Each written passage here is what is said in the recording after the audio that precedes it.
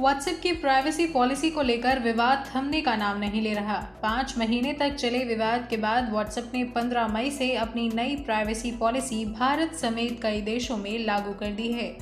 केंद्र सरकार ने एक बार फिर से इंस्टेंट मैसेजिंग ऐप व्हाट्सएप को नोटिस भेजा है। केंद्रीय इलेक्ट्रॉनिकी एवं सूचना प्रौद्योगिकी मंत्रालय ने व्हाट्सएप से एक बार फिर से कहा है कि वो अपनी नई प्राइवेसी पॉलिसी को वापस ले। इससे पहले व्हाट्सएप ने बड़ी चालाकी से अपने नए अपडेट को कुछ दिनों के लिए रोक दिया था, लेकिन अब इस महीने में वो फिर से उसे वापस लेकर आया है। व्हाट्सएप ने कहा था कि वो 15 मई 2021 तक इसे रोक रहा है। 18 मई को व्हाट्सएप को भेजे गए एक पत्र में मंत्रालय की ओर से कहा गया है कि व्हाट्सएप की नई प्राइवेसी पॉलिसी भारतीय यूजर्स की निजता, डेटा सिक्योरिटी के अधिकार को खत्म करने वाली है।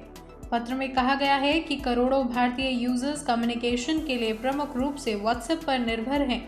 व्हाट्सएप की नई पॉलिसी को लागू करके कंपनी ने गैर जिम्मेदार होने का प्रमाण दिया है। नई पॉलिसी को लेकर दिल्ली हाई कोर्ट में मामला अभी विचाराधीन है। मंत्रालय ने साफ कहा है कि व्हाट्सएप की नई पॉलिसी कई भारतीय कानूनों को तोड़ने वाली है।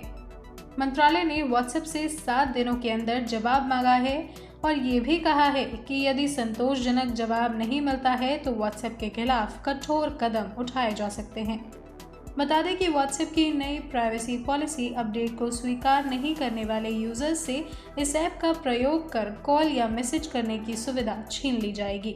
वहीं दिल्ली हाई कोर्ट में कंपनी ने कहा है कि वो जबरन ऐसा नहीं करवा रहे हैं क्योंकि ये अनिवार्य नहीं है। व्हाट्सएप पहले से ही यूजरों का डेटा अपनी पेरेंट कंपनी फेसबुक के साथ शेयर कर रहा है।